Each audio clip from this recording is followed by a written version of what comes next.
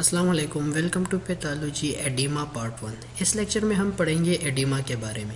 तो अगर आप लोग एडिमा को डिफाइन करें तो एडिमा क्या होता है कि excessive accumulation of fluid in tissue extravascularly. जब भी आप लोगों के टिश्यू में एक्सेसिव अकामुलेशन ऑफ फ्लूइड हो जाती है वेसल से बाहर, तो उसे हम क्या कहते हैं, एडिमा कहते हैं। फॉर एग्जांपल ये आप लोगों की बॉडी है, टोटल की टोटल बॉडी है, तो आप लोग की बॉडी में cardiovascular system plus lymphatic system होता है। तो अब अगर आप लोग कार्डियोवास्कुलर सिस्टम को देखें तो ये आप लोग के आर्टरीज हैं, ये रेड वाली और ये ब्लू वाली क्या है, वीनस सिस्टम है। तो अगर आप लोगों की बॉडी में कहीं पे भी एक्सेसिव अकामुलेशन ऑफ फ्लूइड हो जाते हैं आउटसाइड द वेसल, आर्टरी से बाहर या वेन से बाहर, कहीं पे भी किसी भी टिश्यू में भी एक्सेसिव अकामुलेशन ऑफ फ्लूइड हो जाते हैं तो उसे हम क्या कहते हैं, एडिमा कहते हैं। अब फॉर एग्जांपल यहाँ पे आप लोग देखें तो ये रेड वाला क्या है, आप लोग का ब्लड वेसल है। अब ये ब्लड वेसल के बाहर आप लोगों का एनवायरनमेंट है जिसमें आप लोगों के सेल आते हैं, आप लोग के सेल के बाहर वाला एनवायरनमेंट होता है। अब आप लोग के सेल के अंदर या फिर सेल से बाहर वाला एनवायरनमेंट, वेसल से बाहर फ्लूइड पाया जाता है। अब इसका एक ख़ास अमाउंट होता है जो कि आप लोग के सेल के अंदर या सेल के बाहर पाया जाता है। अब अगर किसी भी वजह से आप लोग के सेल के अंदर के फ्लूइड की क्वांटिटी इंक्रीज हो जाती है या फिर सेल से बाहर वाले फ्लूइड की क्वांटिटी इंक्रीज हो जाती है तो उसे हम क्या कहते हैं, एडिमा कहते हैं। ठीक है। अब आप लोगों को ये पता होना चाहिए कि आप लोगों की बॉडी में कहाँ कहाँ पे फ्लूइड मौजूद होता है और उसका नॉर्मल अमाउंट कितना होता है।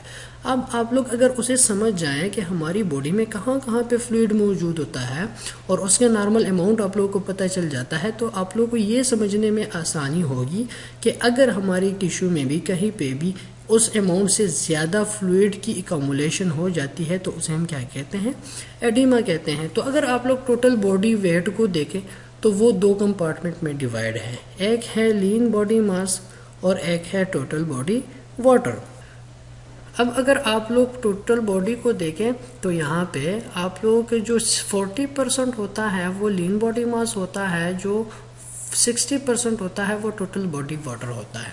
अब एडिमा में हम क्या कहते हैं कि फ्लूइड की एक्सेसिव अकामुलेशन हो जाती है तो उसे हम एडिमा कहते हैं। तो हमारा जो मेन कंसर्न होगा वो टोटल बॉडी वाटर पे होगा कि ये कितना होता है और कहाँ पे पाया जाता है हमारी बॉडी में।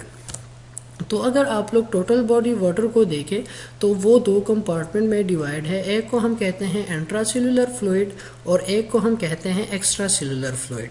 अब जो इंट्रासेल्युलर फ्लूइड है वो नाम से ही जाहिर है कि इनसाइड द सेल जो फ्लूइड होगा उसे हम क्या कहते हैं, इंट्रासेल्युलर फ्लूइड कहते हैं। और एक्स्ट्रा सेल्युलर फ्लूइड जैसे कि नाम से ही जाहिर है कि जो आउटसाइड द सेल होता है फ्लूइड उसे हम क्या कहते हैं, एक्स्ट्रा सेल्युलर फ्लूइड कहते हैं। अब इस डायग्राम में आप लोग देखें तो ये आप लोग का एक सेल है, ठीक है। अब सेल के अंदर जो फ्लूइड होगा उसे हम क्या कहते हैं, इंट्रासेल्युलर फ्लूइड। ठीक है।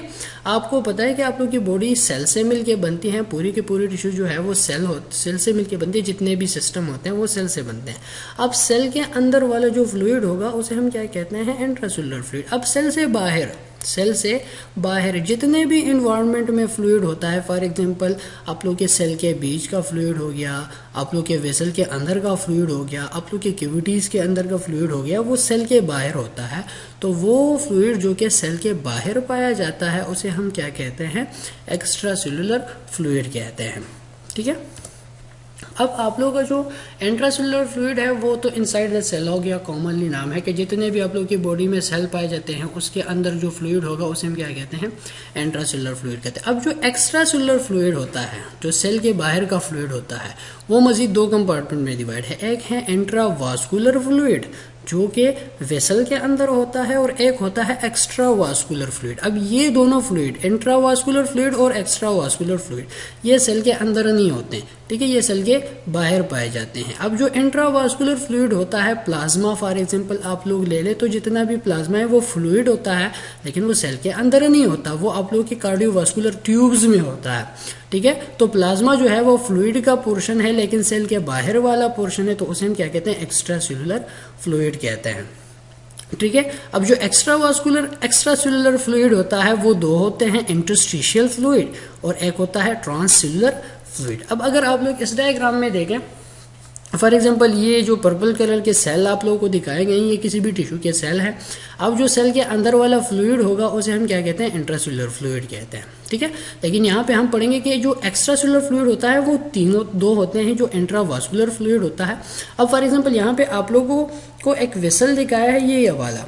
अब इस वेसल के अंदर, ठीक है, सेल भी होते हैं और प्लाज्मा भी होता है। जो सेल होते हैं उसके अंदर जो फ्लूइड होगा उसे हम इंट्रासेल्युलर फ्लूइड कहते हैं। अब जो सेल के बाहर वाला फ्लूइड होता है बट वेसल के अंदर होता है, फॉर एग्जांपल प्लाज्मा, तो उसे हम क्या कहते हैं, इंट्रावास्कुलर फ्लूइड कहते हैं। लेकिन ये किसका पार्ट है, ये आप लोग के एक्स्ट्रासेल्युलर फ्लूइड का पार्ट है, ठीक है। दूसरा है इंटरस्टिशियल फ्लूइड। अब दूसरा जो इंटरस्टिशियल फ्लूइड होता है वो कौन सा होता है, फॉर एग्जाम्पल ये आप लोग के मुख्तलिफ सेल हैं, ये सारे के सारे टिश्यू सेल है। अब इन टिश्यू सेल के बीच कुछ स्पेसेस पाए जाते हैं, ठीक है। हर एक टिश्यू के सेल्स के बीच कुछ स्पेसेस पाए जाते हैं, जिन स्पेसेस को हम कहते हैं इंटरस्टिशियल स्पेसेस। अब उस स्पेसेस में क्या होता है, फ्लूइड होता है, ठीक है। इस स्पेसेस में क्या होता है, फ्लूइड होता है। अब वो फ्लूइड जो कि आप लोग के interstitial spaces between the cell जो स्पेसेस होते हैं उनमें पाया जाता है, उसे हम क्या कहते हैं, इंटरस्टिशियल फ्लूइड होता है। अब ये वाला फ्लूइड भी अगर आप लोग देखें तो ये सेल के अंदर नहीं है, ये सेल के बाहर है, तो इसीलिए हम इसे क्या कहते हैं, इंटरस्टिशियल एक्स्ट्रासेल्युलर फ्लूइड, ठीक है। अब तीसरा फ्लूइड हमने क्या कहा, ट्रांससेल्युलर फ्लूइड। अब ट्रांससेल्युलर फ्लूइड कौन सा फ्लूइड होता है, वो फ्लूइड जो कि आप लोग की बॉडी कैविटीज में पाए जाते हैं उसे हम क्या कहते हैं, ट्रांससेल्युलर फ्लूइड। अब वो बॉडी कैविटीज जो है आप लोग अगर आप लोग देखें यहाँ पे प्लूरल है, जो प्लूरल कैविटी है, फॉर एग्जांपल आप लोग के जो लंग्स है उनको एक लेयर कवर करती है प्लूरा।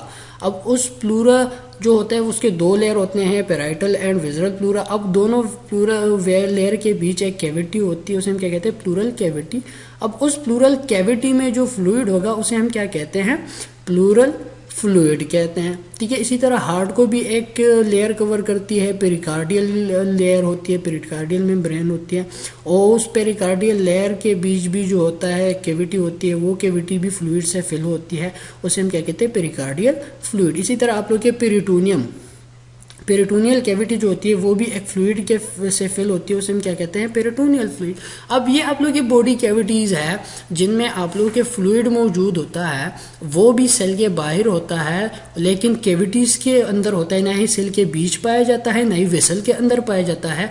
लेकिन कुछ कैविटीज होती हैं, सीरियस कैविटीज होती हैं, वहां पे पाया जाता है, उसे हम क्या कहते हैं, ट्रांससेल्युलर फ्लूइड, जो कि ना ही सेल के बीच है ना ही वास्कुलर सिस्टम के अंदर है, तो इसे हम क्या कहते हैं, ट्रांससेल्युलर फ्लूइड कहते हैं। अब आप लोगों ने ये देखा कि एक्स्ट्रासेल्युलर फ्लूइड को एक है इंटरस्टिशियल फ्लूइड, एक है इंट्रावास्कुलर फ्लूइड और एक है ट्रांससेल्युलर फ्लूइड, ठीक है।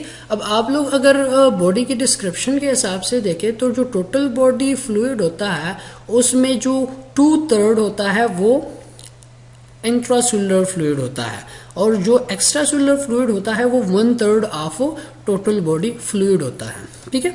अब आप लोग यहाँ पे देखिए, फॉर एग्जांपल कोई बंदा है वो 70 kg का बंदा है, तो 70 kg में 40% जो होता है वो लीन बॉडी मास होगा, और जो बाकी 60% होगा वो टोटल बॉडी वाटर होगा। तो फॉर एग्जांपल अगर हम 70 kg में ये देखें कि 60% जो होता है वो फ्लूइड होता है मेल में, तो कितने लीटर फ्लूइड जो है वो बॉडी में पाया जाएगा। तो अगर आप लोग 60% निकालें 70 kg का, तो वो आता है 42 लीटर, ठीक है। अब जो टोटल बॉडी वाटर होता है वो मैंने कहा कि 2 कंपार्टमेंट में डिवाइड है, एक है इंट्रासेल्युलर फ्लूइड, एक है एक्स्ट्रासेल्युलर फ्लूइड। जो इंट्रासेल्युलर फ्लूइड होता है वो मैंने कहा कि 2/3 of the total body water होता है। तो 2/3 अगर आप लोग 42 लीटर का 2/3 निकाले तो वो आता है 28 लीटर, ठीक है। और आप लोगों का एक्स्ट्रासेल्युलर फ्लूइड जो होता है वो मैंने कहा कि 1/3 of the total body water होता है। तो आप लोग अगर 42 का 1/3 निकाले तो वो आता है 14 लीटर, ठीक है। तो फिर मैंने ये कहा कि जो एक्स्ट्रासेल्युलर फ्लूइड होता है वो 2 कंपार्टमेंट में डिवाइड है, एक है इंट्रावास्कुलर फ्लूइड जो कि प्लाज्मा है, और दूसरा है एक्स्ट्रावास्कुलर फ्लूइड जिसमें आप लोग आता है इंटरस्टिशियल फ्लूइड प्लस ट्रांससेल्युलर फ्लूइड। अब जो इंट्रावास्कुलर फ्लूइड होता है वो आप लोगों के जो एक्स्ट्रासेल्युलर फ्लूइड होता है वो 1/4 होता है, ठीक है। अगर आप लोग 14 लीटर को ले ले, 14 का 1/4 निकाले तो वो आता है 3 लीटर, ठीक है। जो एक्स्ट्रासेल्युलर फ्लूइड, जो एक्स्ट्रावास्कुलर फ्लूइड होता है इंटरस्टिशियल फ्लूइड प्लस ट्रांससेल्युलर फ्लूइड, वो आप लोग के एक्स्ट्रासेल्युलर फ्लूइड का पोर्शन है, और वो आता है आप लोग के एक्स्ट्रासेल्युलर फ्लूइड का 3/4, ठीक है। तो अगर आप लोग 3/4 निकाले 14 लीटर का तो वो आता है 11 लीटर। अब आप लोगों को जो extra cellular extra vascular fluid होता है वो मैंने कहा कि एक है इंटरस्टिशियल फ्लूइड जो कि सेल के बीच पाया जाता है, और एक है ट्रांससेलुलर फ्लूइड जो कि आप लोग की बॉडी कैविटीज में पाया जाता है। तो जो इंटरस्टिशियल फ्लूइड है वो है 10.5 लीटर, और जो ट्रांससेलुलर फ्लूइड है वो बहुत ही कम है, वो है 0.5 लीटर। ठीक है। तो ये आप लोग की नॉर्मल बॉडी फ्लूइड की डिस्क्रिप्शन है पूरी की पूरी, कि आप लोग की बॉडी में कहाँ कहाँ पे फ्लूइड पाया जाता है और कितना पाया जाता है। अब आप लोग किसी भी जगह पे वेसल से बाहर कहीं पे भी किसी भी फ्लूइड के अमाउंट में एक एक्सेस आ जाए, ज्यादा आ जाए, तो उसे हम क्या कहते हैं, एडिमा कहते हैं। अब अगर आप लोग फ्लूइड को देखें तो फ्लूइड को हमने 4 कंपार्टमेंट में डिवाइड कर लिया। एक को हम कहते हैं इंट्रासेलुलर फ्लूइड जो सेल के अंदर होता है, एक है इंटरस्टिशियल फ्लूइड जो कि बिटवीन द सेल पाया जाता है, एक है ट्रांससेलुलर फ्लूइड जो कि बॉडी कैविटीज में पाया जाता है, एक है इंट्रावास्कुलर फ्लूइड, ठीक है, जो कि वेसल के अंदर पाया जाता है। अब आप लोग एडिमा किसे कहते हैं? एडिमा हमने ये कहा कि excessive accumulation of fluid in body tissue outside the vascular system. तो आप लोग के इंट्रावास्कुलर फ्लूइड जो होता है इसमें अगर आप लोग का एक्सेस आ जाए तो उसे हम एडिमा नहीं कहते हैं, उसे हम क्या कहते हैं, एडिमा नहीं कहते। बाकी कहीं पे भी, चाहे बॉडी कैविटीज में हो, चाहे बिटवीन द सेल जितना भी फ्लूइड होता है इंटरस्टिशियल फ्लूइड वो हो, या फिर सेल के अंदर वाला फ्लूइड हो, उन तीनों में अगर एक्सेसिव कॉम्बुलेशन ऑफ फ्लूइड हो जाए तो उसे हम क्या कहते हैं, एडिमा कहते हैं। ठीक है। तो अब अगर आप लोग देखें एडिमा को, तो अगर सेल के अंदर एक होता है, सेल के अंदर, तो सेल के अंदर जो फ्लूइड होता है उसमें एक्सेसिव कम्युलेशन हो जाए तो उसे हम क्या कहते हैं, इंट्रासेलुलर एडिमा। अगर सेल के बाहर है तो सेल के बाहर 3 किस्म के फ्लूइड पाए जाते हैं, एक है इंटरस्टिशियल फ्लूइड, एक है ट्रांससेलुलर फ्लूइड और एक है इंट्रावास्कुलर फ्लूइड। लेकिन इंट्रावास्कुलर फ्लूइड में एक्सेसिव कम्युलेशन हो जाए तो उसे हम एडिमा कहते ही नहीं है। तो अगर आप लोग एक्स्ट्रासेलुलर फ्लूइड में इंटरस्टिशियल फ्लूइड या फिर ट्रांससेलुलर फ्लूइड में आप लोग के एक्सेसिव कम्युलेशन हो जाए तो उसे हम क्या कहते हैं, एक्स्ट्रासेलुलर एडिमा कहते हैं। ठीक है। तो ये था आप लोगों का एडिमा पार्ट 1, जिसमें हमने ये देखा कि आप लोगों की बॉडी में कितना फ्लूइड मौजूद होता है, कहाँ कहाँ पे मौजूद होता है, और अगर आप लोगों के किसी भी कंपार्टमेंट ऑफ फ्लूइड में एक्सेसिव कम्युलेशन हो जाती है तो उसे हम क्या कहते हैं, एडिमा कहते हैं। होपफुली आप लोगों को इस लेक्चर की समझ आ गई होगी। Thank you so much.